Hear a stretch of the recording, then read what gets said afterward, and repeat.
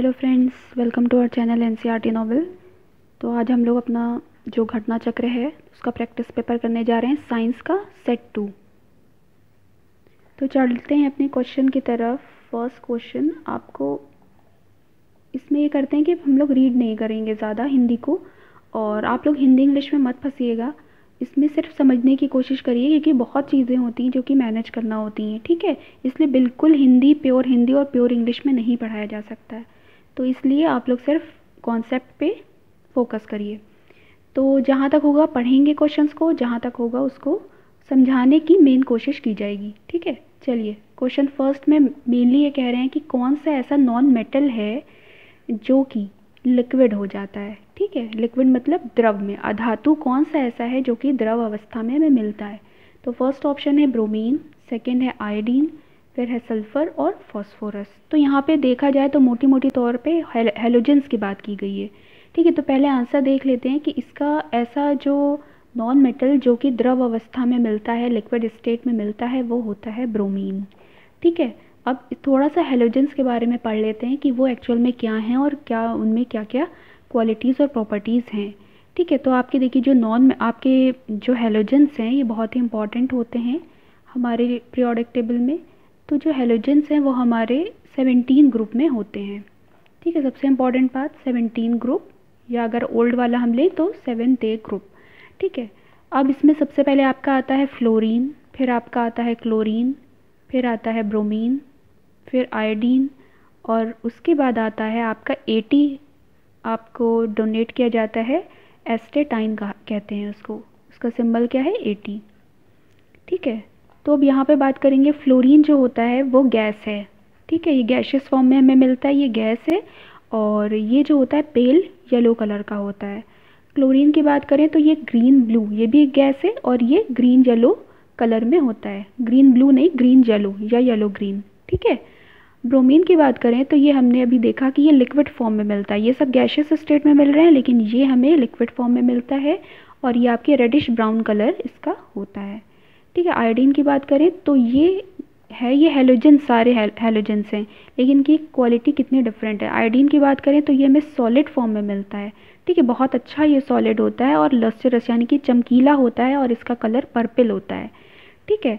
और ये एक ऐसा सॉलिड है जो डायरेक्ट आपका गैशियस स्टेट में चेंज हो जाता है, जिस प्रोसेस को हम क्या कहते हैं, सब्लिमेशन या ऊर्ध्वपातन, ठीक है। इसको आगे हम लोग इसी क्वेश्चन में पढ़ेंगे, तो आपको हिंदी वालों को उसमें समझ में आ जाएगा, ठीक है। तो अभी हमने क्या बात की कि ऐसा नॉन मेटल जो कि लिक्विड है, तो वो क्या है, ब्रोमीन है, ठीक है।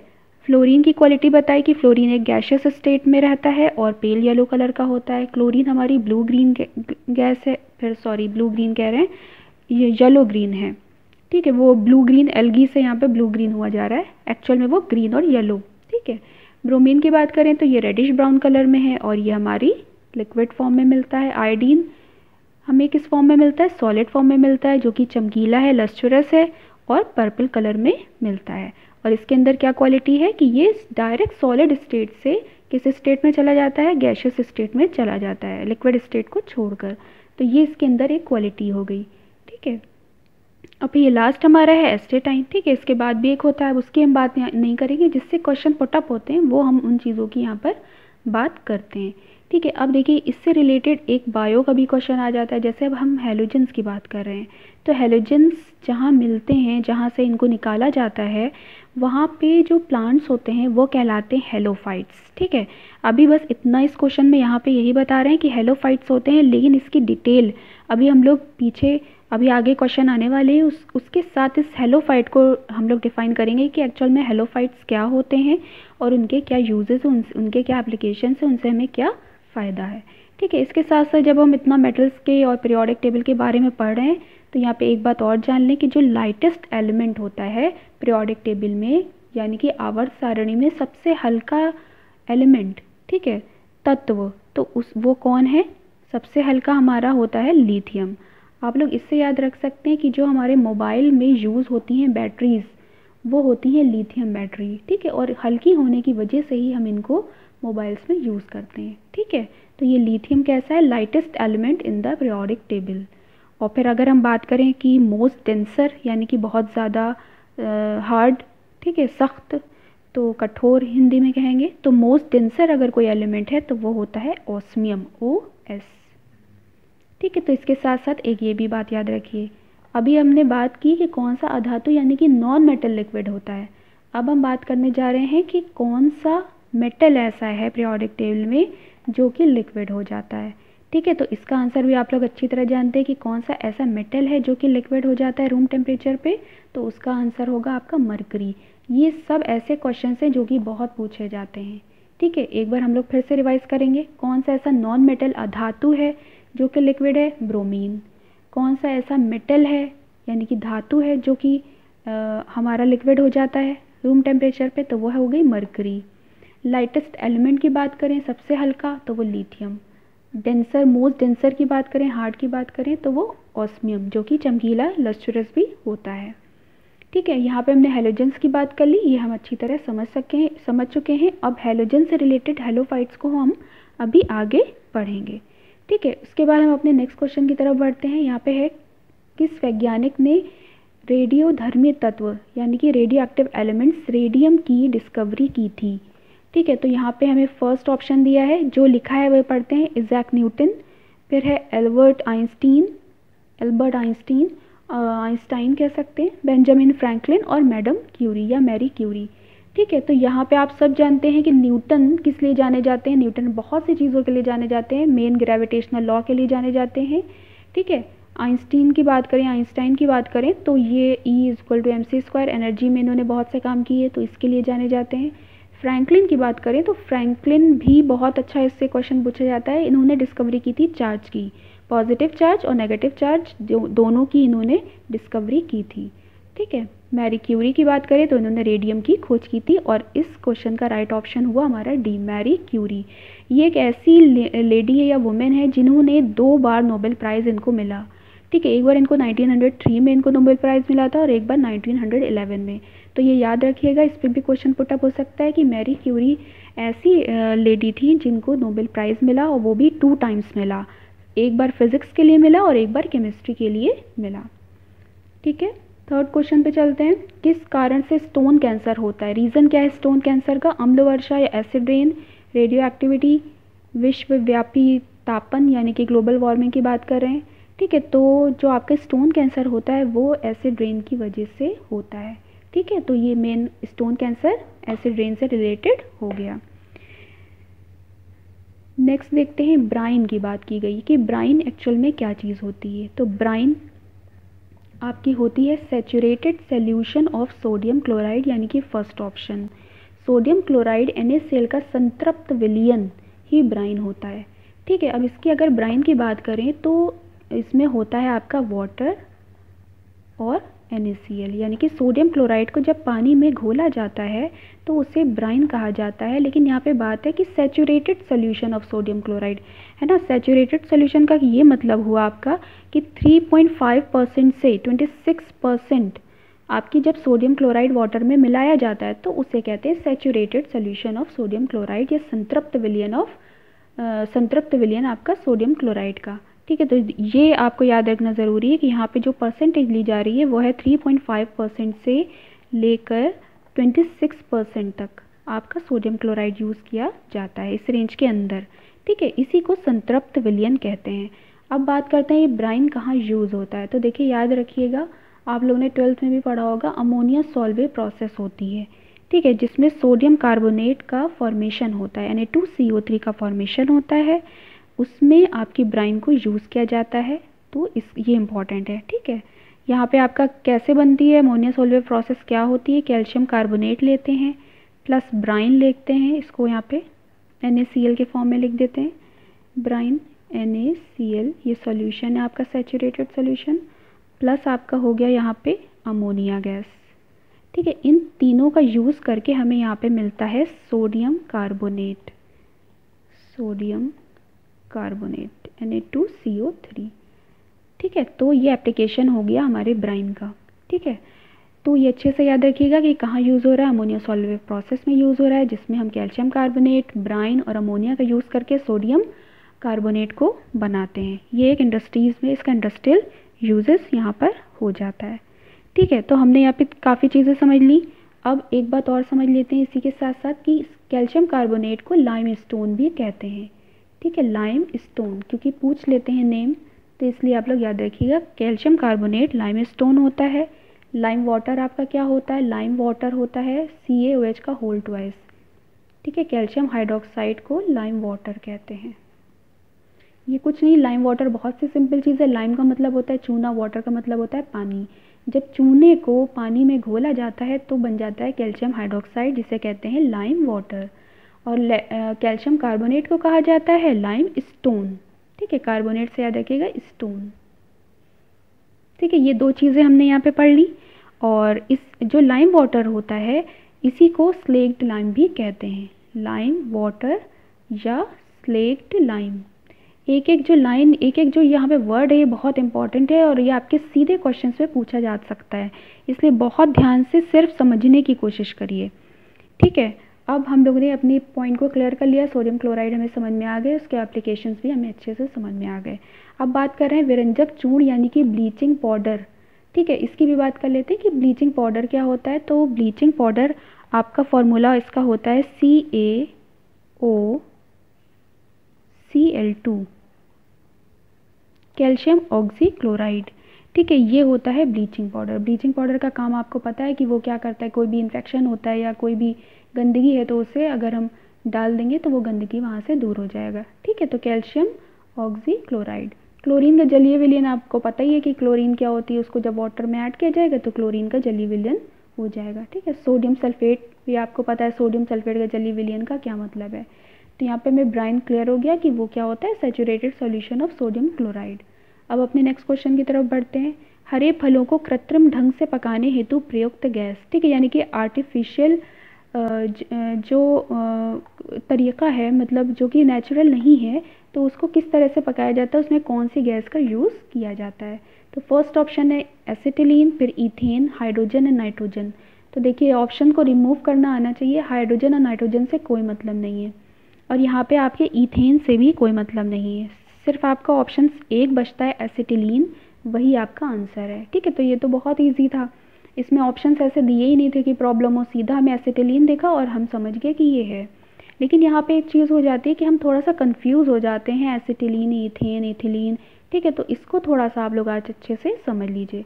देखिए ये होती है मीथेन, ठीक है, ये होती है इथेन जिसकी अभी हम बात कर रहे थे ये। ठीक है, तो ये होती है, ये मीथेन हो गई, ये इथेन हो गया। अब बात होती है इथीन। इथीन जैसा कि नाम है CH2, इन का क्या मतलब हुआ, डबल बॉन्ड आ जाएगा CH2 CH2। तो इसको अगर हम लिखें तो क्या लिखेंगे, C2H4। ये आपकी कहलाती है इथीन, इथीन। ठीक है, और भी इसका एक नाम है इथाइलीन कहते हैं इसको, या एथिलीन, आप जो प्रोनाउंसिएशन आप रखना चाहें। ठीक है, इथिलीन या इथीन। ठीक है, और लास्ट में आपकी हो गई एसिटिलीन जिसकी अभी हमने बात की। ठीक है, एसिटिलीन हमारी ट्रिपल बॉन्ड लिए हुए होती है ये। ठीक है, तो यहाँ पे हो गई एसिटिलीन, या इसको हम इस फॉर्म में भी लिख सकते हैं। आप लोगों को केमिकल फार्मूले भी लर्न होना चाहिए, क्योंकि अगर इस तरह से ऑप्शन में आ गया तो फिर आप लोगों को प्रॉब्लम होगी। ठीक है, तो आप मीथेन का तो एक अपनी अलग प्रॉपर्टीज़ होती हैं, उनके यूजेस होते हैं। ठीक है, इथेन की भी यहाँ पे बात नहीं करें, यहाँ हम दो लोगों की बात करेंगे। एक तो आपके हो गए इथीन, तो कभी इथीन और इथेन से कंफ्यूज मत होइएगा। इथेन ये चीज़ होती है, एन सिंगल बॉन्ड है यहाँ पर, और ये इथीन का मतलब हो गया डबल बॉन्ड। तो अगर यहाँ पे इथीन होता तो वो हो जाता हमारा ये इथिलीन, यानी कि ये हमारा होता है एक्चुअल में प्लांट हार्मोन, यानी कि हिंदी में अगर कहें तो पादप हार्मोन या प्लांट हार्मोन होता है, हार्मोन होता है। और ये क्या होता है, ये आपका नेचुरल है, ये ऐसा है जो आपको नेचुरली, ठीक है, फलों को पकाने में यूज़ किया जाता है। लेकिन ये जो है आपका, ये ऐसा है जो कृत्रिम ढंग से यानी कि आर्टिफिशियली डाल दिया जाता है ताकि जो हरे फल होते हैं वो उससे पक जाएं। तो यहाँ पे सिर्फ नेचुरल और आर्टिफिशियल का फ़र्क है। नेचुरल होने के साथ साथ ये एक्चुअल में क्या है, एक हार्मोन है जो कि क्या कहलाता है, प्लांट हार्मोन। ठीक है, तो इसलिए इतना डिटेल इसको यहाँ पे किया गया है कि CH2 डबल बॉन्ड CH2 या C2H4 यानी कि इथीन या इथाइलीन जो आपकी होती है, ये एक प्लांट हार्मोन है जिसका काम होता है कि फलों को नेचुरली पकाना।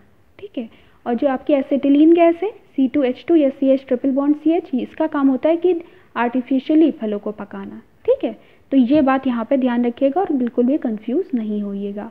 अगर कंफ्यूजन क्रिएट होता है तो आप लोग कमेंट सेक्शन में पूछ लीजिएगा।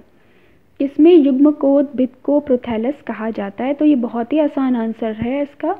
ये गैमेटोफाइट की बात की गई है यहाँ पे, तो वो सीधा आपका होता है टेरिडोफाइटा। ठीक है, टेरिडोफाइटा की जब आप लाइफ साइकिल खोल के देखेंगे तो आपको उसमें मिल जाएगा प्रोथैलस। प्रोथैलस जो होता है आपका हार्ट शेप होता है इस तरह से, इसमें इस तरह से पूरी इसकी वो होती है। आप उसको गूगल पे खोलिएगा और उसको अच्छे से देखिएगा ये कैसा दिखता है। ठीक है, तो ये प्रोथैलस होता है। ये किसकी लाइफ साइकिल में होते हैं? टेरिडोफाइट्स की लाइफ साइकिल में होते हैं। बहुत ही सिंपल था ये, तो इसमें ज़्यादा डिटेल की ज़रूरत नहीं है। अब अपने चलते हैं क्वेश्चन 7 की तरफ। यहाँ पे इन्होंने बात की कि ये ऐसे प्लांट जो लाइट होती है, ठीक है, यानी कि यहाँ पे कौन सी लाइट? सनलाइट की बात की जा रही है कि उसकी प्रेजेंस में ही बढ़ते हैं। ठीक है, अगर सनलाइट उनको नहीं मिलेगी तो वो अच्छे से नहीं बढ़ेंगे। तो इस तरह के प्लांट क्या कहलाते हैं? छाया रागी कहलाते हैं? तो बिल्कुल भी नहीं। छाया रागी का क्या मतलब है कि वो छाया में उनकी ग्रोथ हो। अब यहाँ पे अगर मरूदभिद की बात करें तो मरूदभिद होते हैं ज़ीरोफाइट्स। ठीक है, ज़ीरोफाइट्स हमारे क्या होते हैं? जो कि हमारे डेजर्ट्स एरिया में, जैसे कि हमारा कैक्टस हो गया, इस तरह के जो होते हैं ये कहलाते हैं मरूदभिद। ठीक है, ज़ीरोफाइट्स। आतपोदभिद को यहाँ पे बात करें तो ये ही यहाँ पे आंसर है, जो कि ऐसा प्लांट होते हैं जो कि बिना लाइट के, सनलाइट के इनके पौधे नहीं बढ़ते, तो ये कहलाते हैं आतपोदभिद। और इसका एग्जाम्पल है हमारा सनफ्लावर। ठीक है, सनफ्लावर। ठीक है, सनफ्लावर, सूरजमुखी। इसकी अभी और हम डिटेल में बात करेंगे, इससे पहले इस ऑप्शन को भी ले लेते हैं। अधिपादक का मतलब होता है एपीफाइट्स। ठीक है, एपीफाइट्स इस तरह के प्लांट होते हैं जो कि दूसरे पौधों पे निकल आते हैं। ठीक है, कि एपी का मतलब होता है अपॉन और फाइट्स का मतलब होता है फाइटोन, यानी कि किसी और प्लांट पे ये ग्रो कर लेते हैं, तो ये अधिपादक कहलाते हैं। अब बात करते हैं, देखिए आतपोदभिद। आतपोदभिद को इंग्लिश में कहते हैं हीलियोफाइट्स। ठीक है, इसको पूरा नहीं लिखते हैं। तो अभी हमने पीछे सबसे पहले क्वेश्चन में जब हैलोजेंस को पढ़ा रहे थे तो हमने बात की थी कि हम हेलोफाइट्स के बारे में बात करेंगे। तो यहाँ हम अभी हिलोफाइट्स और हेलोफाइट्स दोनों के बारे में बात करेंगे। ठीक है, पहले तो सिंपली हम बता दें कि हमने जो ये पढ़ा हीलियोफाइट्स के बारे में पढ़ा, इसकी हिंदी है आतपोदभिद, जिनको सनलाइट की ज़रूरत होती है, प्रकाश की ज़रूरत होती है। और इसका एग्जाम्पल हमारा हो गया सनफ्लावर। ठीक है, अगर प्रकाश नहीं मिल रहा तो ये नहीं बढ़ेंगे। तो इस तरह के पौधों को या प्लांट्स को हम क्या कहते हैं? हीलियोफाइट्स कहते हैं। ठीक है, इसके साथ साथ बहुत थोड़ा सा फ़र्क है हेलोफाइट्स। HO देखिए ये हेलोजन से बना हुआ है। अब हम इसकी डिटेल में बात करेंगे कि हम हेलोफाइट्स को क्या बताना चाह रहे थे। हेलोफाइट्स इस तरह के प्लांट्स होते हैं जो कि सलाइन वाटर, यानी कि जहाँ पे नमक हो, यानी कि नमक का क्या मतलब हो गया? सलाइन वाटर का मतलब सोडियम क्लोराइड, NaCl, यानी कि यहाँ पे सोडियम क्लोराइड का मतलब है कि यहाँ पे हेलोजेंस होंगे। अब सोडियम क्लोराइड भी हो सकता है और भी हेलोजेंस यहाँ पे हो सकते हैं, यानी कि ऐसी जगह जहाँ पर आपके हेलोजेंस मिलते हैं वहाँ पे आपके डेवलप होंगे हेलोफाइट्स। ठीक है, इनका सबसे अच्छा एग्जाम्पल अगर हम देख लें तो मैनग्रोव प्लांट होते हैं। ठीक है, आप लोगों ने पढ़ रखा होगा मैनग्रोव प्लांट ऐसे होते हैं। मैनग्रोव प्लांट हो गए या आपके सुंदरी प्लांट हो गए। ठीक है, ये सब इसके एग्जाम्पल हैं। या आपका कोकोनट प्लांट हो गया। इनको क्या चाहिए? जहाँ पे नमक हो वहाँ पे ये प्लांट ग्रो करते हैं। ठीक है, और इसको अगर हिंदी में बात करें हेलोफाइट्स को तो हिंदी में कहते हैं लवणोदभिद। लवण से मतलब होता है सॉल्ट का। ठीक है, तो ये लवणोदभिद भी कहलाते हैं। तो अब बात हो रही थी हेलोजेंस की, यानी कि जहाँ पे ये हेलोफाइट्स होंगे वहाँ पर हमें हेलोजेंस मिलेंगे, जिनकी हमने भी बात की थी शुरू में। फर्स्ट क्वेश्चन में फ्लोरीन, क्लोरीन, ब्रोमीन, आयोडीन। ठीक है, अब ये बात करते हैं कि इनसे फ़ायदा क्या होता है, यानी कि इस जगह पर ये हमें मिलेंगे जहाँ पर बहुत ज़्यादा नमक हो या हेलोजेंस की प्रेजेंस हो। तो ये सुंदरबन में मिलेंगे, सुंदरी प्लांट के फॉर्म में, या कोकोनट प्लांट या मैनग्रोव, ये सब हमें वहाँ पे मिलेंगे। ठीक है, तो ये जो प्लांट होते हैं एक्चुअली इनसे फ़ायदा ये होता है कि जब सुनामी आती है तो ये जो मैनग्रोव प्लांट्स होते हैं ये हमें प्रोटेक्ट करते हैं, क्योंकि ये उस जहाँ पे वाटर भी है, ऑब्वियसली वाटर भी वहाँ पर होगा, वहीं पे ये प्लांट्स होते हैं। तो ये इतनी ज़्यादा इनकी वहाँ पे ग्रोथ होती है कि सुनामी से ये कहीं ना कहीं हमको बचाते हैं। ठीक है, और सबसे बड़ी बात कि जब जो मड होता है, यानी कि कीचड़ में ये होता है, तो जो मड होता है प्लस एक सोडियम क्लोराइड ये आपस में रिएक्ट करता है, तो ये यहाँ पे बनती है हमारी मीथेन गैस। तो हमें इससे एक ये भी फ़ायदा हो जाता है कि हमें यहाँ पे मीथेन गैस भी मिल जाती है, क्योंकि जो कीचड़ है यानी कि मड है और सोडियम क्लोराइड है ये आपस में रिएक्ट करके हमें मीथेन बना रहा है। तो देखिए सब आपस में कितने इंपॉर्टेंट हैं कि हमें वहाँ पे हैलोजेंस भी मिल रहे हैं, ठीक है, बहुत अच्छा वहाँ पे उनका वो है स्टोरेज है, हैलोजेंस मिल रहे हैं, उससे हेलोफाइट्स हैं। हेलोफाइट्स का काम है कि वो हमें सुनामी से बचा रहे हैं, ठीक है। प्लांट्स तो हैं ही हैं, कोकोनट है तो या मैंग्रोव है वो हमें प्रोटेक्शन दे रहा है, ठीक है। प्लस क्या साथ में कर रहे हैं कि मड और सोडियम क्लोराइड मिलकर मीथेन गैस का भी फॉर्मेशन कर रहे हैं। तो ये कितने इंपॉर्टेंट हमारे लिए हर तरह से हो गए, ठीक है। अब बात करते हैं नेक्स्ट क्वेश्चन की तरफ, जिसमें पूछा है विषम जालिकता की खोज किसने की। विषम जालिकता में सबसे पहले ऑप्शन हमें बटलर का है, फिर है हमारा ब्लैक्सली, फिर है ग्रेगी और फिर है वी मुंडकर, ठीक है। तो इसका आपका राइट ऑप्शन हो गया ब्लैक्सली, AF ब्लैक्सली। विषम जालिकता की खोज किसने की है, ब्लैक्सली ने की है। ऑप्शन बी हमें यहाँ पे राइट मिल जाता है, ठीक है। तो ऑप्शन बी। अब बात आती है कि विषम जालिकता यानी कि हेट्रोथैलिज्म एक्चुअल में होता क्या है। जो हेट्रोथैलिज्म होता है इसको डिटेल में पढ़ते हैं यहाँ पर कि हेट्रो जैसा कि नाम है, ज़्यादा हमें नहीं ध्यान देना है, हेट्रो और थैलिज्म। देखिए हेट्रो मीन्स होता है डिफरेंट, थैलिज्म मतलब होता है थैलस, थैलस लाइक बॉडी यहाँ पे। और एक्चुअल में हेट्रोथैलिज्म मिल किस में रहा है, हमें फंजाई में या फंगी में मिल रहा है, ठीक है। फंगी यानी कि फफूंद, फफूंद के अंदर हमें मिल रहा है। फफूंद की बॉडी कैसी होती है, थैलस लाइक बॉडी होती है इनकी, ठीक है। तो जो हेट्रो मीन्स हो गया डिफरेंट एंड थैलस मीन हो गया बॉडी। होमोथैलस की बात करें तो एक ही बॉडी की बात होगी, ठीक है। तो एक्चुअल में यहाँ पे बात की जा रही है रिप्रोडक्शन की। तो जब रिप्रोडक्शन होता है तो सेक्सुअल रिप्रोडक्शन की यहाँ पे बात कर रहे हैं, तो जब एक ही इंडिविजुअल के अंदर के जो इंडिविजुअल्स हैं उनके अंदर हो रहा है रिप्रोडक्शन, ठीक है, तो उनको कहते हैं होमोथैलिज्म। यानी कि एक ही थैलस से स्पोर्स निकले और एक को पॉजिटिव कहते हैं एक को नेगेटिव कहते हैं, उनमें दोनों में फ्यूजन हो गया और अपना जाइगोट फॉर्म हो गया, ठीक है। तो यहाँ होमोथैलिज्म में क्या होगा, एक ही थैलस होगा, ठीक है। एक ही थैलस से स्पोर निकलेंगे, एक इनका स्पोर इसी से निकला है, इसी से दूसरा स्पोर निकला, दोनों ने आपस में फ्यूजन किया और जाइगोट फॉर्म कर लिया। लेकिन हेट्रोथैलिज्म में ये क्वालिटी होती है कि हेट्रोथैलिज्म में थैलस ही अलग अलग होते हैं।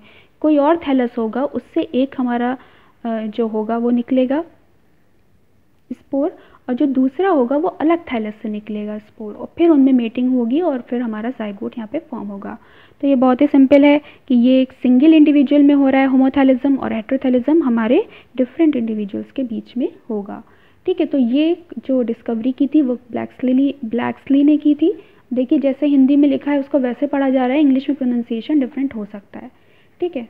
अब बात करेंगे क्वेश्चन 9 की, जहाँ पे राइजोबियम की बात की गई है। ये एक प्रकार का क्या है, तो फर्स्ट ऑप्शन है हमारा प्रकाश संश्लेषी जीवाणु, फिर है सहजीवी जीवाणु, परजीवी जीवाणु और मृतजीवी जीवाणु या बैक्टीरिया।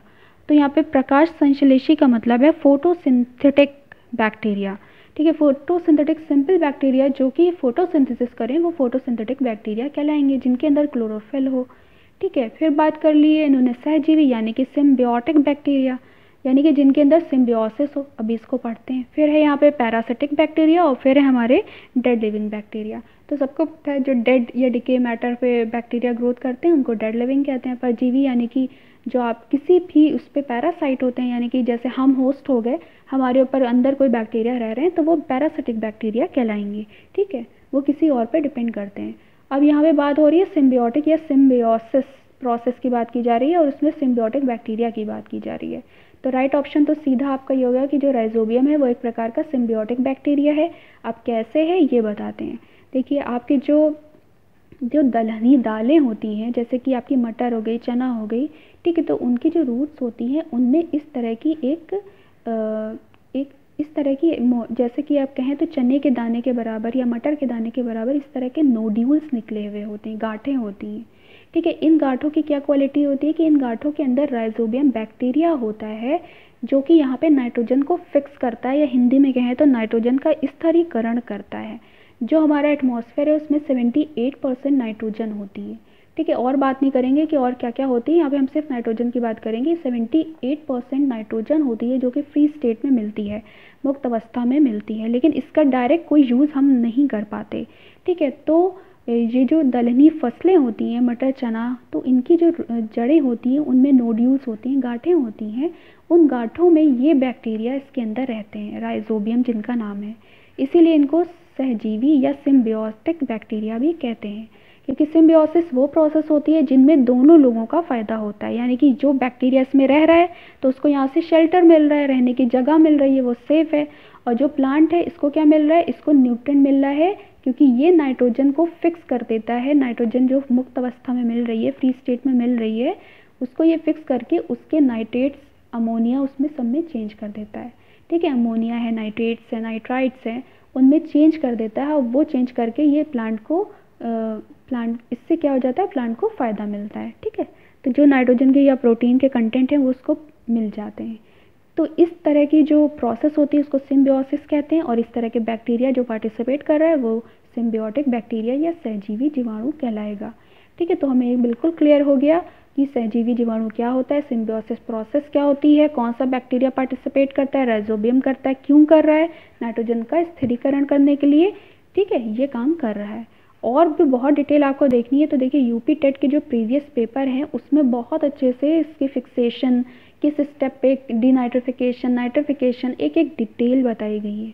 ठीक है, क्योंकि देखिए हर वीडियो में हम पूरी तरह से हर चीज़ को नहीं बता सकते, फिर वो एक टॉपिक पे बहुत ज़्यादा हो जाएगा। इसलिए आप लोग प्रीवियस पेपर ज़रूर देखें, यूपी टेट के एक साथ मास्टर वीडियो में भी डाल दिए गए हैं। इसके साथ साथ आप लोग सीटेट के प्रीवियस पेपर भी देखें, क्योंकि सीटेट के जो पेपर बनते हैं वो सीधा एनसीईआरटी पे बेस्ड होते हैं। ठीक है, बात कुछ नहीं होती लेकिन बहुत घुमा के क्वेश्चंस को पूछते हैं, इसलिए आप लोग बहुत ही कम क्वेश्चन से जो सीटेट होते हैं उसमें आपके 15 क्वेश्चंस सब्जेक्ट से होते हैं, 15 पेडागोजी होती है, तो उसको सेपरेट करके इसी पर्पस से बनाया गया है ताकि आप लोग यूपी असिस्टेंट वाले जो बच्चे हैं वो भी पढ़ लें। तो उन सिर्फ 15 क्वेश्चन को, पेडागोजी अलग है, आप उनको एक बार ज़रूर पढ़ लीजिए, तो उससे आपको समझ में आएगा कि क्या पूछा जाता है और आपको कोई ना कोई क्वेश्चन ज़रूर मिलेगा वहाँ पर। ठीक है, तो इसलिए इसको ध्यान दीजिए। नेक्स्ट चलते हैं अपने क्वेश्चन 10 की तरफ, जिसमें पूछा है जेनेरा प्लांटेरियम का लेखक कौन है।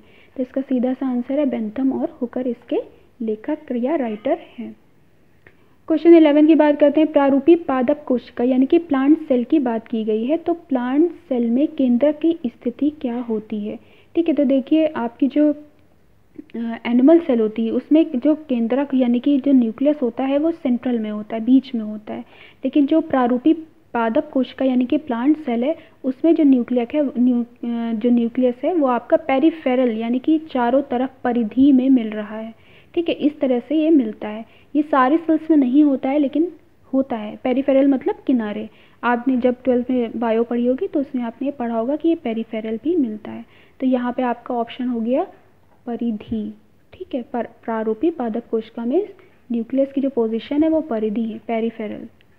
12th की बात करें, निम्नलिखित में से किस कोशिकांग को कोशिका का शक्ति ग्रह कहा जाता है, मतलब किस सेल ऑर्गेनल को सेल के powerhouse of the cell कहा जाता है। ठीक है, तो यहाँ पे सबको ये क्वेश्चन पता होगा, माइटोकॉन्ड्रिया ऐसा सेल ऑर्गेनल है जो कि हमारी कोशिका में मिलता है यानी कि सेल में मिलता है, जिसका शेप होता है शू शेप इसका होता है इस तरह से।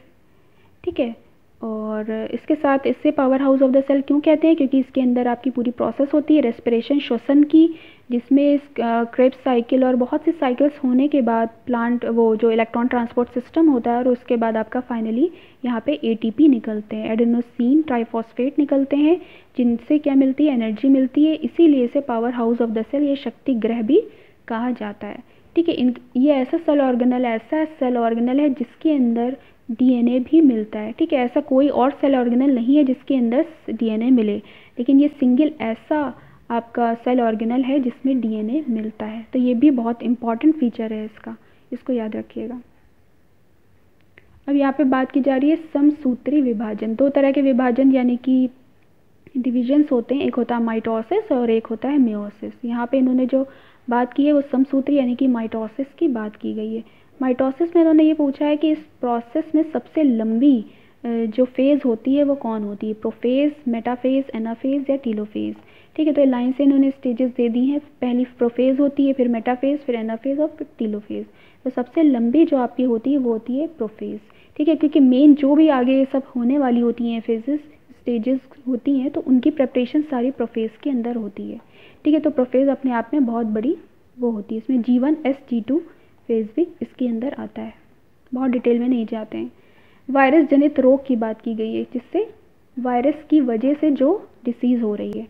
कॉलरा विब्रियो कॉलेरी बैक्टीरिया से होता है। प्लेग की बात करें तो प्लेग इससे रिलेटेड तो नहीं है, ये भी आपके बैक्टीरिया से रिलेटेड है प्लेग। और टाइफाइड भी आपके साल्मोनेला टाइफी से होता है। और अब बात करते हैं पोलियो की। तो पोलियो आपका वायरस जनित रोग है, यानी कि वायरस की वजह से पोलियो हो जाती बीमारी।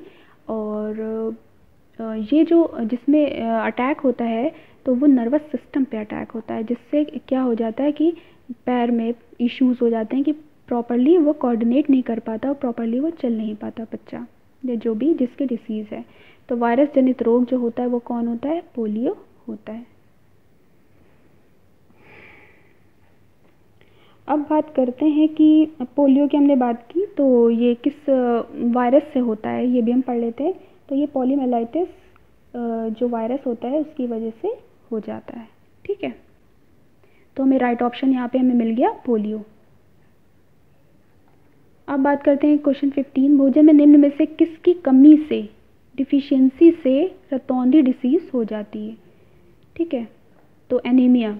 ठीक है, तो प्रोटीन, वसा, विटामिन ए और विटामिन सी। तो विटामिन जो ए होता है उसकी कमी से हमें एनीमिया या रतौंधी डिसीज़ हो जाती है। ठीक है, सी की कमी से क्या हो जाती है? स्कर्वी हो जाती है। 16, ऊर्ध्वपातन का गुण, ये अभी हमने बात की थी अपने पीछे के क्वेश्चन में सब्लिमेशन की, जहाँ पे बात हो रही थी आयोडीन की बात की थी कि इसमें सब्लिमेशन होता है, सब्लिमेशन या ऊर्ध्वपातन। ठीक है, तो सब्लिमेशन ऐसी प्रोसेस होती है जिसमें कोई भी सॉलिड लिक्विड स्टेट में ना जाके डायरेक्ट जब गैशियस स्टेट में आ जाता है तो उसे कहते हैं सब्लिमेशन। इसका एक एग्जाम्पल हमारा आयोडीन हो गया, दूसरा एग्जाम्पल हमारा कैम्फर कपूर हो गया। ठीक है, ये तो आप लोग याद रखिए। अब देख लेते हैं क्वेश्चन में क्या दिया गया है। कैम्फर मतलब कपूर या काफूर। सोडियम क्लोराइड में, कैल्शियम क्लोराइड में, अमोनियम क्लोराइड में, या आपका लास्ट ऑप्शन है कि मैग्नीशियम क्लोराइड में। तो ये आपका होता है अमोनियम क्लोराइड के अंदर। ठीक है, तो हमें पता चल गया आयोडीन में भी होता है, कैम्फर कपूर में भी होता है, और अमोनियम क्लोराइड के अंदर भी ऊर्ध्वपातन मिलता है, यानी कि सॉलिड स्टेट से ठोस अवस्था से डायरेक्ट गैशियस स्टेट में आ जाता है। ठीक है, अब यहाँ पे बात की गई 1 किलोग्राम पानी का 1 डिग्री सेल्सियस ताप बढ़ाने के लिए आवश्यक ऊष्मा क्या होती है? देखिए, अगर यहाँ पे सिर्फ 1 ग्राम होता तो सीधा आंसर हो जाता है 1 ग्राम पानी का 1 डिग्री सेल्सियस बढ़ाने से ऊष्मा जो बन रही है वो आपकी 1 कैलोरी यानी कि 1 कैलोरी बन रही है। लेकिन क्योंकि इन्होंने यहाँ पे कंफ्यूज कर दिया है आप लोगों को किलोग्राम से, ठीक है, तो जब किलोग्राम की बात आ गई तो यहाँ पे आंसर आपका 1000 कैलोरी होगा, क्योंकि 1 ग्राम में 1000 केजी होते हैं। ठीक है, 1 केजी में 1000 आपके ग्राम्स होते हैं, इसलिए ये डिफरेंस आ गया। तो इसको बहुत अच्छे से ध्यान रखिएगा, बहुत सिंपल है, बहुत इजी है। अब बात करें यहाँ पे उत्तलीय दर्पण की। ठीक है, उत्तलीय दर्पण का क्या मतलब होता है? कॉन्वेक्स, शॉर्ट में लिख रहे हैं कॉन्वेक्स मिरर। ठीक है, कॉन्वेक्स मिरर की यहाँ पे बात की जा रही है। तो आपको यहाँ पे मिलेगा इस जो भी प्रतिबिंब यानी कि इमेज बनेगी वो हमेशा बनेगी स्मॉल, इरेक्ट। ठीक है, और आपकी बनेगी वर्चुअल। देखिए, ये जो चीज़ें हैं बहुत ही देख के आप लोग को पढ़ाई जाती हैं, इसलिए जैसे कमेंट आ रहे थे कि मैम ये नहीं ये होता है, वो आपका कमेंट गलत था। ठीक है, इसलिए इसको बहुत ध्यान से पढ़िएगा। जो लिखा जा रहा है ये सब बिल्कुल घटना चक्र से ही पढ़ाया जा रहा है, क्योंकि घटना चक्र में जो डिटेल और जो आंसर दिया गया है वही बताया जा रहा है, जो कि बिल्कुल सही होता है। ठीक है, घटना चक्र में गलत होना बहुत मुश्किल होता है। तो यहाँ पे जो भी इमेज बन रही है वो स्मॉल यानी कि छोटी बन रही है, इरेक्ट मतलब सीधी बन रही है, और वर्चुअल मतलब आभासी बन रही है, यानी कि राइट ऑप्शन हमारा हो गया आभासी एवं सीधा।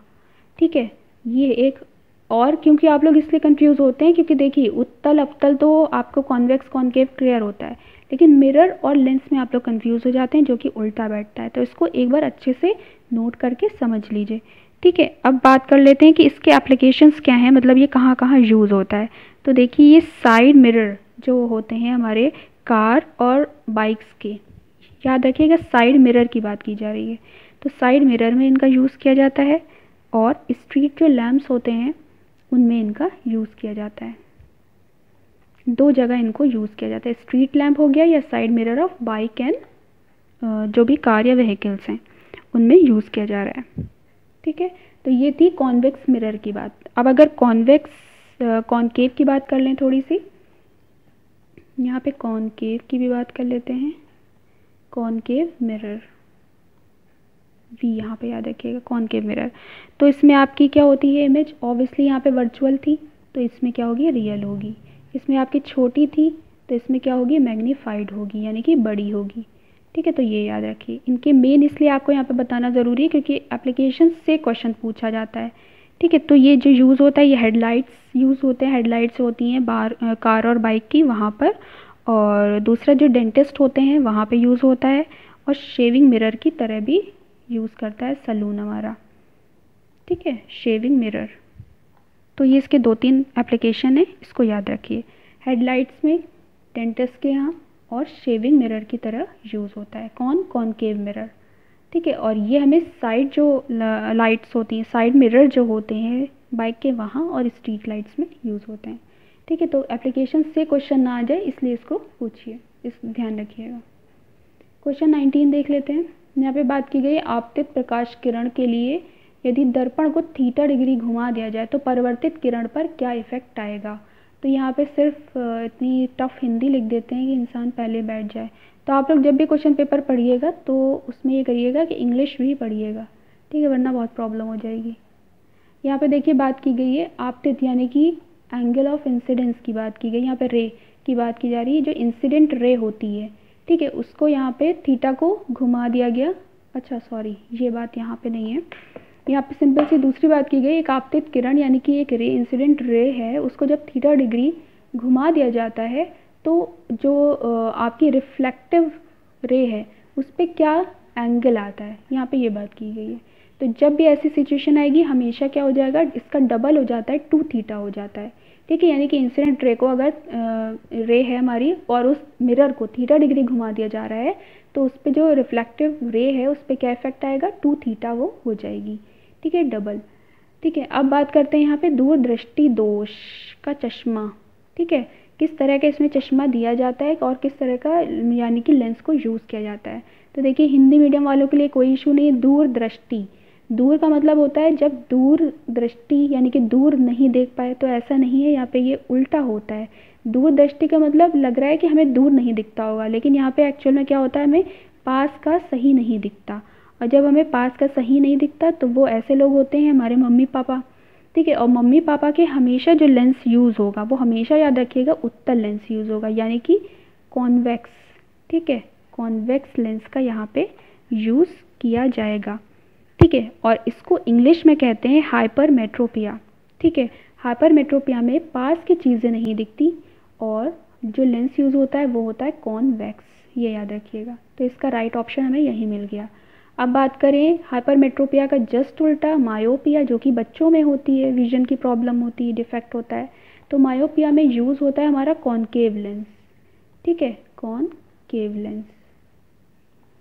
और मायोपिक जो बच्चे होते हैं उनको हमेशा हिंदी में इसको बोलते हैं निकट दृष्टि दोष, यानी कि देखने में लग रहा है कि हमें निकट की चीज़ें सही नहीं दिखती हैं, लेकिन जो बच्चों में होती है ये इसलिए बच्चों को दूर की चीज़ें साफ नहीं दिखाई देती हैं। बिल्कुल भी कंफ्यूज मत होइएगा, क्या होता है, दूर की चीज़ें साफ नहीं दिखती, मायोपिक कहलाते हैं, कॉनकेव लेंस का यूज़ होता है। ठीक है, इसको एक बार दिमाग में बिठा लीजिए, बिल्कुल क्लियर हो जाएगा। एक बार इंग्लिश में पढ़ देते हैं और एक बार फिर हिंदी में पढ़ देंगे। दूर दृष्टि दोष में पास का नहीं सही से दिखता है, जिसमें लेंस यूज़ होता है उत्तल। ठीक है, निकट दृष्टि दोष में दूर सही से नहीं दिखता, जिसमें यूज़ होता है हमारा अवतल लेंस। अब इंग्लिश में बात करेंगे हाइपरमेट्रोपिया। ठीक है, हाइपर मतलब हमें हमारे बड़ों को होगी हाइपर। ठीक है, तो हाइपर में हम कौन सा लेंस यूज़ करेंगे, कॉन्वेक्स। ठीक, मायोपिया में बच्चों में होगी ये और उसमें हम यूज़ करेंगे कॉनकेव, ध्यान रखिएगा, कॉनकेव। अब बात करते हैं अल्टीमीटर द्वारा मापा जाता है, अल्टीमीटर द्वारा मेजर किया जाता है क्या। अल्टीमीटर को आप एल्टीट्यूड से याद रख सकते हैं। एल्टीट्यूड का मतलब होता है हाइट या ऊंचाई, तो सीधा हमें यह ऑप्शन हमें ऊंचाई का मिल जाता है। अब और की भी बात कर लें, वायुमंडलीय दाब यानी कि एटमॉस्फेरिक प्रेशर के लिए बैरोमीटर का यूज़ किया जाता है, बैरोमीटर। और वायुमंडलीय आर्द्रता यानी कि ह्यूमिडिटी के लिए हमारा हाइग्रोमीटर यूज़ किया जाता है, हाइग्रो जी, ठीक है, हाइग्रोमीटर। और अब बात आ जाती है समुद्र की गहराई यानी कि डेप्थ, उसकी देखने के लिए यूज़ किया जाता है फैदोमीटर, FATHO, ठीक है, फैदोमीटर यूज़ किया जाता है। तो ये चारों ऑप्शन हमें क्लियर हो गए। हमारा राइट ऑप्शन क्या था अल्टीमीटर का? ऊंचाई, एल्टीट्यूड से आया है ये। निम्नलिखित में से कौन सी सदिश, देखिए एक यूनिट से क्वेश्चन तो आना ही आना है, ठीक है, इसको याद रखिएगा। लेंस, मिरर, आपके मायोपिया, हाइपरमेट्रोपिया, और एक इस तरह से मेजरमेंट से, तो ये क्वेश्चंस बनना ही बनना है। और दूसरा यूनिट, और यूनिट में भी आपका मोमेंटम यानी कि संवेग से बहुत क्वेश्चन पूछते हैं। चलिए अभी बात करते हैं वेक्टर की, कि कौन सी राशि जो है वो वेक्टर नहीं है, यानी कि वेक्टर का मतलब जिसमें दिशा भी बताई जाए वो नहीं है। तो विस्थापन कैसा होता है? इसमें दिशा बताई जाती है, वेग में भी दिशा पता होती है, बल में भी दिशा पता होती है, लेकिन आयतन ऐसी है, यूनिट है हमारी, जो जिसमें क्या होता है कि हमें दिशा नहीं पता होती। तो राइट ऑप्शन हमें मिलता है 22 का डी, ठीक है, बहुत इजी था ये। नेक्स्ट क्वेश्चन देखिए आगे, संवेग से या मोमेंटम से, इसके एक क्वेश्चन आपको ज़रूर मिलेगा, और ये यूपी टेट के प्रीवियस पेपर में भी बहुत इसमें इसका डेरिवेशन पूछे गए हैं। तो सबसे पहले समझ लेते हैं जो संवेग है, यानी कि उसे पी से डिनोट करते हैं, या मोमेंटम को, पी इक्वल्स टू होता है हमारा mv, यानी कि ये मास, द्रव्यमान, और v वेलोसिटी यानी कि वेग। अब इन्होंने यहाँ पे क्वेश्चन किया है कि मोमेंटम और वेग के अनुपात को क्या कहते हैं, रेशियो इसका, यानी कि मोमेंटम का मतलब p और वेग यानी कि v, तो यहाँ पे क्या बचेगा, m बचेगा, यानी कि द्रव्यमान। तो सीधा सा आंसर हो गया द्रव्यमान, ठीक है। तो बहुत इजी था, वरना p को काइनेटिक एनर्जी से रिलेट करके बहुत अच्छा डेरिवेशन होते हैं, सिंपल से होते हैं, और वो बहुत पूछते हैं, यूपी टेट के प्रीवियस पेपर में पूछे गए।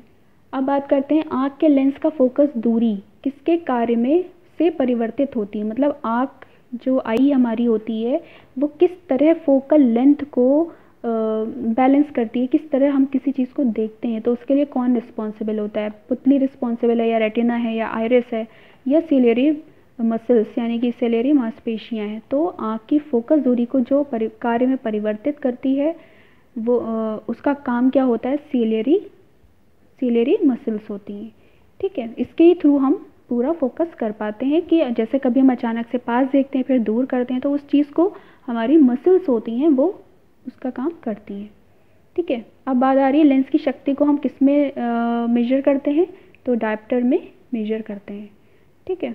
यहाँ पे पता होता है D इक्वल्स टू 1/f भी होता है, ठीक है। अब यहाँ पे बात की गई है ल्यूमेन की, तो ल्यूमेन हमारी कैसी यूनिट है, ल्यूमेन ल्यूमिनस फ्लक्स को मेजर करती है, यानी कि ज्योति फ्लक्स भी हिंदी में कहते हैं। कैंडेला की बात करें तो वो ल्यूमिनस इंटेंसिटी को मेजर करती है, ठीक है। आगे बढ़ते हैं, क्वेश्चन 26, किसी समतल दर्पण पर आपतन कोण 60 डिग्री हो तो परिवर्तन कोण क्या होगा। तो यहाँ पे बात की जा रही है एक मिरर की, ठीक है, प्लेन मिरर की, समतल मतलब प्लेन मिरर, ठीक है। अब जिसमें आपका बोला जा रहा है आपतन कोण, आपतन का मतलब हो गया एंगल ऑफ इंसिडेंस की बात की जा रही है। अगर वो आपका 60 डिग्री हो तो एंगल ऑफ रिफ्लेक्टिव एंगल कितना होगा, ऑब्वियसली 60 डिग्री, ठीक है। कैसे, ये हमारा मिरर है, ठीक है, ये हमारा मेन वो हो गया, ठीक है, बीच का, यहाँ पे हमारी रे आ रही है, इंसिडेंट 60 डिग्री का एंगल बना रही है, तो यहाँ से भी ऑब्वियसली 60 डिग्री का ही एंगल बनेगा, ठीक है। अगर ये हमारे 60 डिग्री हुआ तो वो भी हमारा 60 डिग्री ही होगा, तो इसका राइट ऑप्शन हुआ 60 डिग्री। इसमें कोई प्रॉब्लम नहीं था क्योंकि ये इक्वल होती है, लॉ है। निम्नलिखित में से कौन सा ऊर्जा का नवीनीकरण संसाधन है, तो यहाँ पे बात की जा रही है रिन्यूएबल और नॉन रिन्यूएबल, ठीक है। तो यहाँ पे रिन्यूएबल की बात की जा रही है जिसका रिन्यूअल हो सकता है, तो इसका तो नहीं हो सकता क्योंकि एक टाइम पे ख़त्म हो जाएगा, ये भी ख़त्म हो जाएगा, ये भी ख़त्म हो जाएगा, लेकिन वाटर भूजल जो है वाटर साइकिल की वजह से इसका साइकिल चलती रहती है और इसका नवीनीकरण हो सकता है। बहुत मुश्किल हिंदी है। नेक्स्ट 28, इनमें से किसने एक्सरे किरणों का आविष्कार किया, यानी कि एक्स रेज का डिस्कवरी की बात की जा रही है, तो रंजन ने इसकी डिस्कवरी की थी, हिंदी में कहते हैं रोंटगेन। ठीक है, ये आपका बी ऑप्शन यहाँ पे राइट होता है, एक्स रेज की बात की गई है। एक्स रेज हमारी बहुत ज़्यादा इनकी अच्छी क्वालिटी होती है कि इनमें जो हिंदी में बोलें तो भेदन क्षमता बहुत ज़्यादा होती है, पेनिट्रेटिंग पावर के लिए बहुत अच्छी मानी जाती है, पेनिट्रेटिंग पावर या भेदन क्षमता। ठीक है। क्वेश्चन 29, निम्नलिखित में से कौन सा एक प्राकृतिक रेशा नहीं है, यानी कि नेचुरल फाइबर नहीं है। तो कॉटन तो नेचुरल होता है, ये हमने अभी एनसीईआरटी में पढ़ा था, फाइबर टू फैब्रिक में क्लास 7th में। सिल्क की बात करें तो ये भी नेचुरल होता है, कॉटन हमें कॉटन प्लांट से मिलता है, सिल्क हमें सिल्क वॉर्म से मिलता है। एक्राइलिक, इसकी बात अभी नहीं हुई है। जूट, ये भी हमारा नेचुरल फाइबर है। तो ये सारे तीनों नेचुरल फाइबर हैं, सिर्फ एक्राइलिक जो है वो हमारा नेचुरल फाइबर नहीं है, यानी कि आर्टिफिशियल है। ठीक है, तो राइट ऑप्शन सी होता है। अदरक रूपांतरण है तने का, सीधा सा आंसर है ये, तना यानी कि स्टेम का रूपांतरण ट्रांसफॉर्मेशन होता है। अदरक हो गया, आलू हो गया, ये सब। यहाँ पे एक 31st क्वेश्चन कह रहा है पॉलीकॉट निम्नलिखित में से किसका मिश्रण होता है। तो पॉली और कॉट बहुत सिंपल सा है, देखिए आप ध्यान से अगर देखिए, पॉली का मतलब हो गया पॉलीमर। ठीक है, अब कॉट की बात देखते हैं। कॉट बना है हमारा कॉटन से। ठीक है, यानी कि अब अच्छे से इसको देखते हैं। फर्स्ट ऑप्शन है पॉलीस्टर एंड कपास यानी कि कॉटन, पॉलीस्टर एंड ऊन यानी कि वुल, रेयॉन या कॉटन, रेयॉन या वुल। ठीक है, तो ये सारे ऑप्शन यहाँ से निकल रहे हैं, हमारा फर्स्ट ऑप्शन राइट होता है पॉलीस्टर एंड कॉटन। ठीक है, यानी कि पॉलीकॉट क्या है एक्चुअल में, वो पॉलीस्टर और कॉटन का मिश्रण है।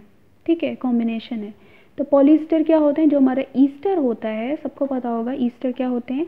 तो ईस्टर का जब पॉलीमराइजेशन किया जाता है तो वो बन जाता है पॉली ईस्टर। ठीक है, अब ये पॉलीस्टर प्लस कॉटन ये दोनों मिलकर बनाते हैं पॉलीकॉट को। ठीक है, ये अच्छे से ध्यान रखिएगा। पॉलीमराइजेशन को हिंदी में क्या कहते हैं, पॉलीमराइजेशन को हिंदी में बहुलक, बहुलक कहते हैं। ठीक है, तो बता देते हैं पॉलीमराइजेशन प्रोसेस क्या होती है। इसमें क्या होता है, सिंगल होता है हमारा, जैसे कि ये इन्होंने लिया ईस्टर, ये सिंगल यूनिट होती है। उसके बाद ये चेन बना लेती है, बहुत सारे इनकी चेन बन जाती है, और चेन करके ये पॉलीमर बन जाते हैं, यानी कि बहुत सारी यूनिट्स एक साथ आ जाती हैं। ठीक है, हिंदी में कहते हैं एकलक से बहुलक बन जाता है, यानी कि सिंगल यूनिट से जब बहुत ज़्यादा चेन बन जाती है यूनिट का, तो उसको कहते हैं पॉलीमर। अब ये पॉली ईस्टर जब कॉटन से कंबाइन कर जाता है तो बना लेता है पॉलीकॉट। ठीक है, सिंपल है।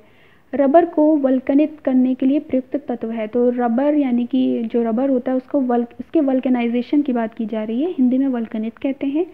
तो वल्कनाइजेशन जब भी रबर का किया जाएगा तो वो हमेशा सल्फ़र के साथ किया जाएगा। ठीक है, यहाँ पे ये भी ऑप्शन नहीं रहेगा, ब्रोमीन ना सिलिकॉन ना फॉस्फोरस।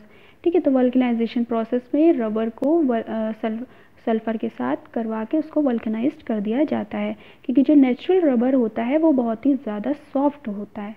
ठीक है, तो सबसे पहले जो आपका जो रबर जब पेड़ों से निकाला जाता है तो उस किस फॉर्म में निकलता है, उसे नाम दिया जाता है आइसोप्रीन। फिर आइसोप्रीन से उसको चेंज किया जाता है नियोप्रीन में। ठीक है, जो नियोप्रीन होता है उसको फिर क्या किया जाता है, वल्कनाइज कर दिया जाता है सल्फ़र के साथ, और ये प्रोसेस वल्कनाइजेशन कहलाती है। ठीक है, अब बात करेंगे जिंक फॉस्फाइड की। जिंक फॉस्फाइड, ठीक है, ये क्या है, ये सिंपल भाषा में अगर बात करें तो ये चूहे मार दवा होती है, यानी कि कृंतकनाशी के रूप में रोडेंटिसाइड्स के उसमें यूज़ की जाती है। ठीक है, ये ब्लैक कलर की होती है, ब्लैक ग्रेइश कलर की होती है, टॉक्सिक होती है, तो उनको मारने में इसका यूज़ किया जाता है जिंक फॉस्फाइड, जो कि क्या है, एक रोडेंटिसाइड है। ऊष्मागतिकी यानी कि थर्मोडायनेमिक्स की बात की गई है कि ये इस तरह की एक प्रक्रम है जो कि क्या होता है, आपका उत्क्रमणीय यानी कि रिवर्सिबल है। ठीक है, रिवर्सिबल का मतलब पता है, जो कि रिवर्स हो जाता है। तो इसमें ऑप्शन निकालते हैं हम अपना। देखिए, जब भी हमारा जो परिसर है, यानी कि जो हमारे परिसर अपने निकाय के साथ सदैव साम्यावस्था में होता है, मतलब हमेशा जब ये इक्विलिब्रियम स्टेट में होगा तभी ये रिवर्सिबल होगा। अगर ये अपनी इक्विलिब्रियम स्टेट में नहीं होता है, ठीक है, तो ये इक्विलिब्रियम स्टेट क्या होती है कि ए बी में चेंज होता रहता है, बी वापस ए में चेंज होता रहता है, लेकिन एक टाइम आता है कि ये इसमें चेंज होना बंद हो जाता है। ठीक है, तो आपका रिवर्सिबल क्या हुआ, ए से बी और बी से ए में चेंज होना। ठीक है, और ये इक्विलिब्रियम स्टेट क्या होना कि जब एक टाइम आएगा कि ये पूरी तरह से इसमें कन्वर्ट हो जाएगा और ये पूरी तरह से इसमें कन्वर्ट हो जाएगा, उस स्टेट को कहते हैं इक्विलिब्रियम स्टेट। तो ये हमारा ऑप्शन यहाँ पे रहा बी।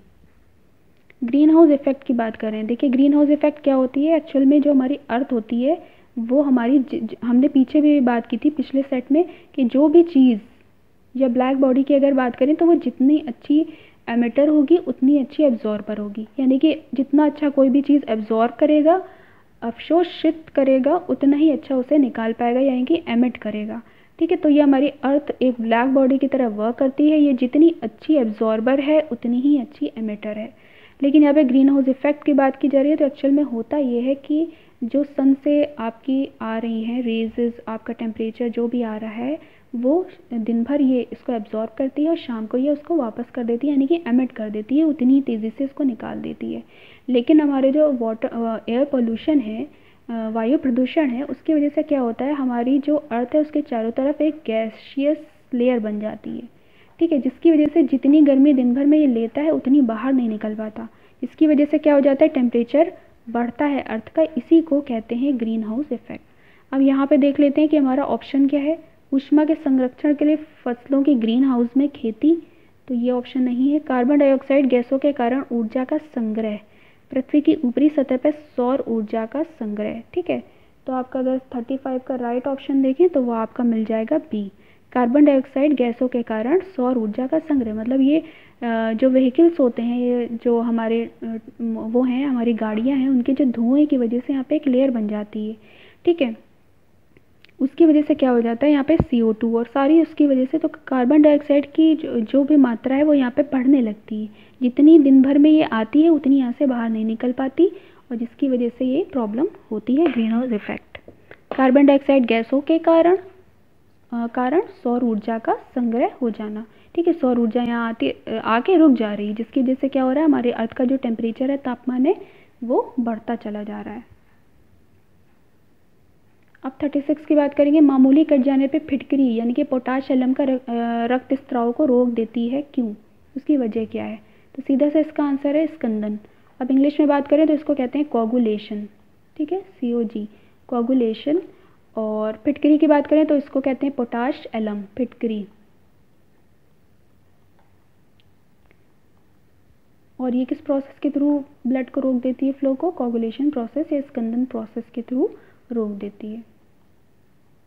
इसका फार्मूला देखें तो होता है K2SO4 Al2SO4 .24H2। ठीक है, इसकी ज़रूरत थी नहीं यहाँ पे। ठीक है,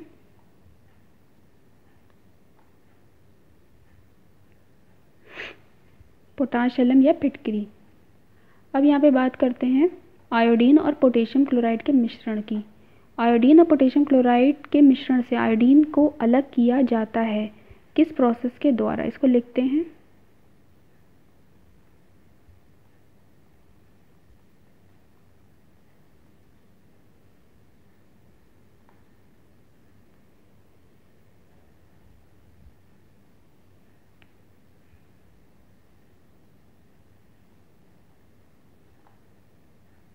ये रह गया था।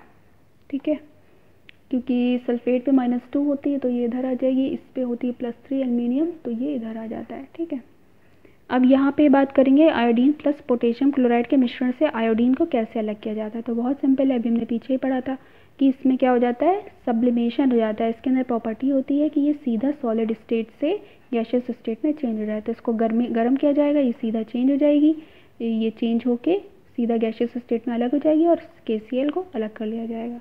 तो यहाँ पे हमें प्रोसेस मिल गई ऊर्ध्वापातन या सब्लिमेशन द्वारा। ठीक है,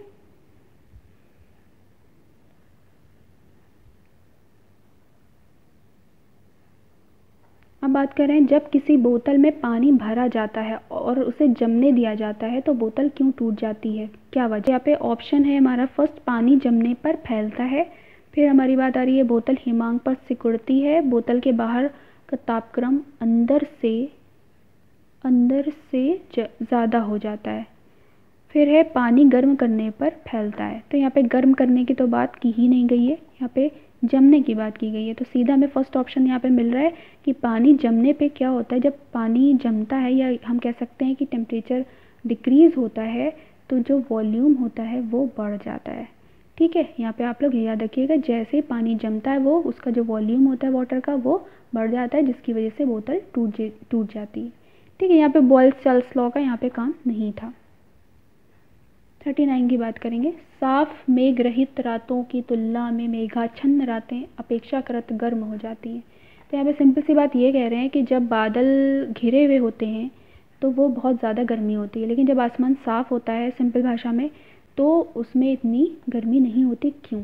सिंपल सी भाषा, अभी वो हमने पढ़ा था अर्थ के बारे में कि वो जितनी अच्छी एमिटर है उतनी अच्छी एब्जॉर्बर है, जितना अवशोषित करती है उतना ही अच्छा उत्सर्जित करती है।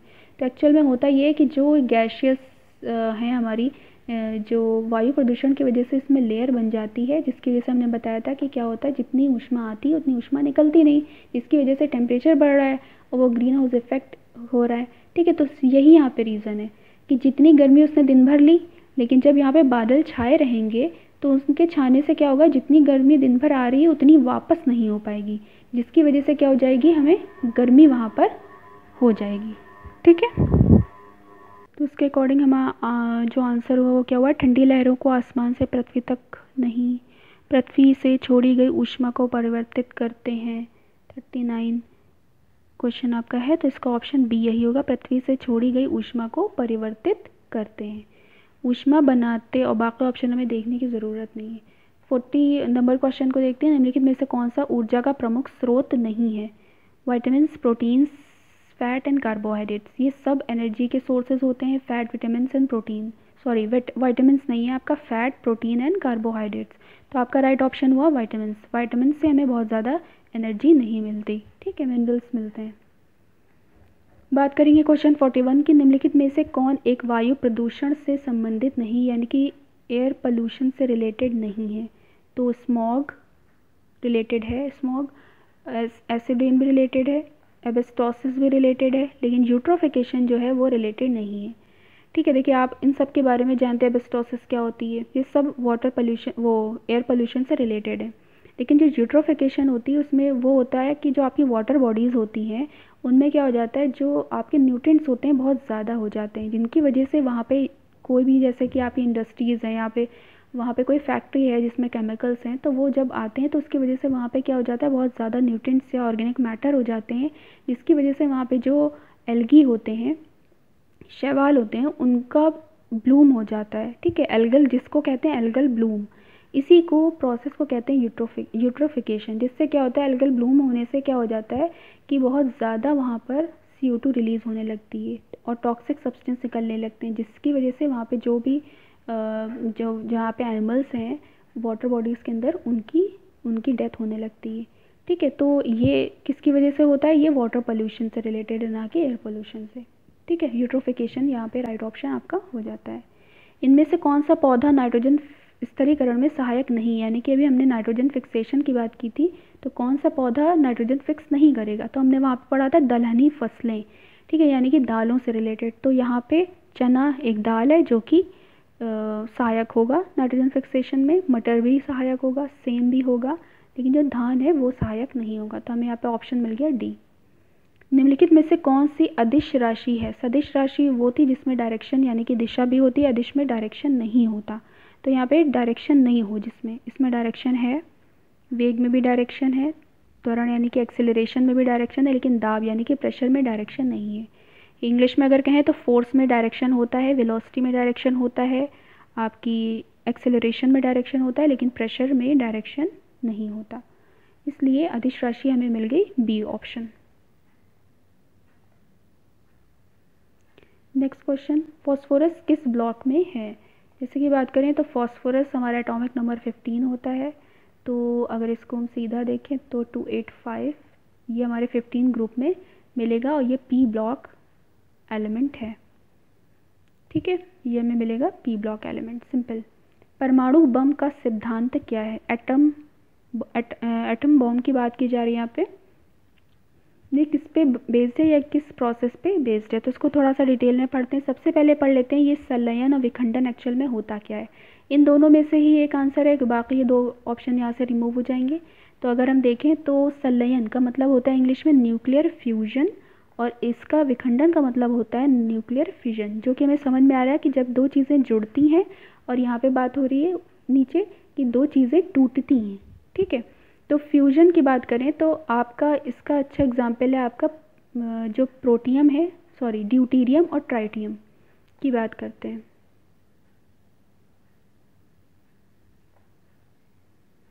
ठीक है, ट्राइटियम और ड्यूटीरियम ये कंबाइंड आपस में करते हैं और ये यहाँ पे हीलियम बना लेते हैं। ठीक है, और भी यहाँ पे बहुत ज़्यादा चीज़ें निकलती हैं। ठीक है, तो ये जो प्रोसेस होती है दिन में जो लाइटर न्यूक्लियाई होते हैं वो आपस में कंबाइन करते हैं और कंबाइन करके एक हैवियर न्यूक्लियस बना लेते हैं, उसको कहते हैं न्यूक्लियर फ्यूजन, यानी कि 2 चीज़ें जुड़ने से एक चीज़ बन गई।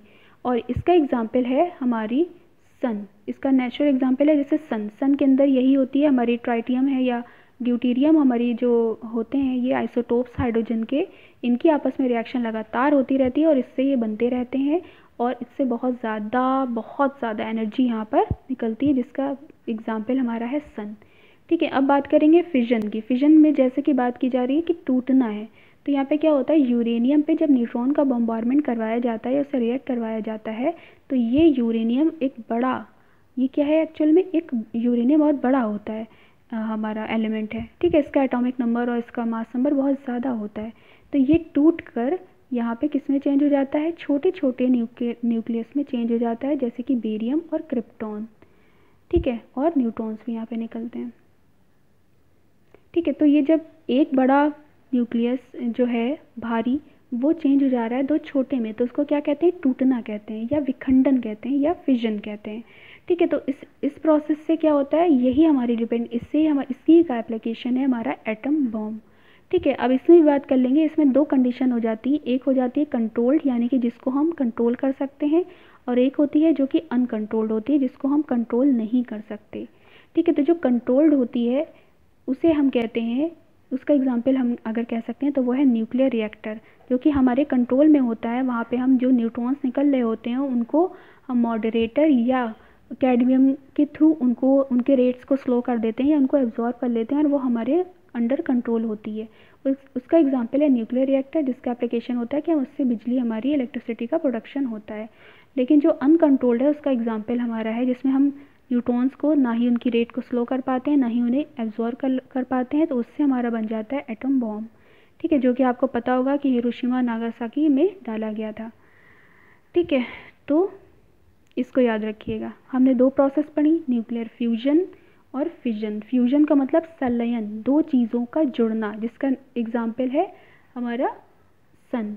ठीक है, और इस पे हमारा जो न्यूक्लियर बॉम्ब है वो भी बन चुका है। ठीक है, लेकिन अभी उसे यूज़ नहीं किया गया है। अब यहाँ पे बात की जा रही है सेकंड की, नाभिकीय विखंडन यानी कि न्यूक्लियर फिजन की, जिसमें एक भारी नाभिक पे या न्यूक्लियस पे जब न्यूट्रॉन का बॉम्बार्डमेंट करवाया जाता है तो वो छोटे 2 न्यूक्लियस में चेंज हो जाते हैं, बेरियम, क्रिप्टॉन, और बहुत सारी एनर्जी, और ये रिएक्शन चलती रहती है।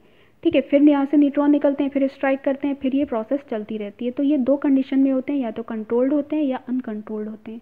जो कंट्रोल्ड होते हैं उसका एग्जाम्पल है न्यूक्लियर रिएक्टर, और अनकंट्रोल्ड का एग्जाम्पल है हमारा एटम बॉम्ब।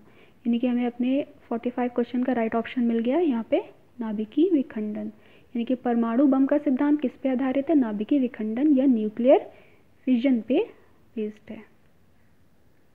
क्वेश्चन 46 की बात करेंगे। अधोलिखित में से पृथ्वी के कार्बन चक्र में कार्बन डाइऑक्साइड की मात्रा को नहीं बढ़ाता, कौन नहीं बढ़ाता है, बाकी चीज़ें बढ़ाती हैं। श्वसन बढ़ाता है, रेस्पिरेशन में CO2 होती है, निकलती है, हम लोग निकालते हैं, तो रेस्पिरेशन में CO2 बढ़ रही है। जैविक पदार्थों का क्षय यानी कि ऑर्गेनिक जो हैं उनके भी, इसमें से भी CO2 बढ़ेगी, कार्बन बढ़ेगा। प्रकाश संश्लेषण ये ऐसी प्रोसेस है जिसमें ऑक्सीजन निकलती है और CO2 का यूज़ होता है, इसलिए यही हमारा राइट ऑप्शन हुआ। ठीक है, बाकी है कि वोल्केनो और ये सब भी बढ़ाएंगे कार्बन को। ठीक है, तो फर्स्ट हमारा जो सेकंड ऑप्शन है यही राइट ऑप्शन होता है।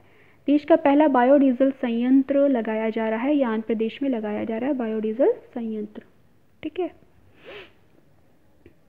48 की बात करें, पायरेला किस फसल का कीट होता है? ये गन्ने का होता है, और ये गन्ने को बहुत अच्छी तरह उसमें जो नोट्स होते हैं बीच में उसमें छेद सा कर देता है और पूरा डिस्ट्रॉय कर देता है।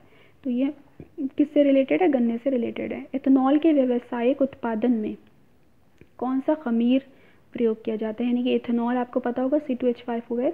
ठीक है, इसका जब इंडस्ट्रियल प्रोडक्शन किया जाता है तो उसमें जो खमीर यूज़ किया जाता है वो कौन है? वो है सैक्रोमाइसस सेरेविसी। ठीक है, अब बात करेंगे अपने लास्ट क्वेश्चन की। EEG यानी कि इलेक्ट्रोइंसेफेलोग्राम निम्न में से किसकी निगरानी के लिए यूज़ किया जाता है? ठीक है, तो हमारा राइट ऑप्शन है EEG हमारे ब्रेन के लिए यूज़ किया जाता है, मस्तिष्क यानी कि ब्रेन के लिए। और जो आपका ECG होता है वो आपके हार्ट के लिए यूज़ किया जाता है। ठीक है, इससे हम पता लगा सकते हैं कि हमारे हार्ट में क्या प्रॉब्लम है, और EEG से हम पता लगा सकते हैं कि हमारे ब्रेन में क्या प्रॉब्लम है या कौन सी डिसीज़ है। ठीक है, तो आपके 50 क्वेश्चन यहीं पे ख़त्म होते हैं। कोई भी क्वेश्चन हो आप पूछ सकते हैं, कमेंट कर सकते हैं, आपको सही से समझा दिया जाएगा कमेंट से ही। और अगर ज़्यादा कुछ प्रॉब्लम होगी तो आपको उसमें नेक्स्ट वीडियो में देखा जा सकता है। ठीक है, थैंक यू सो मच।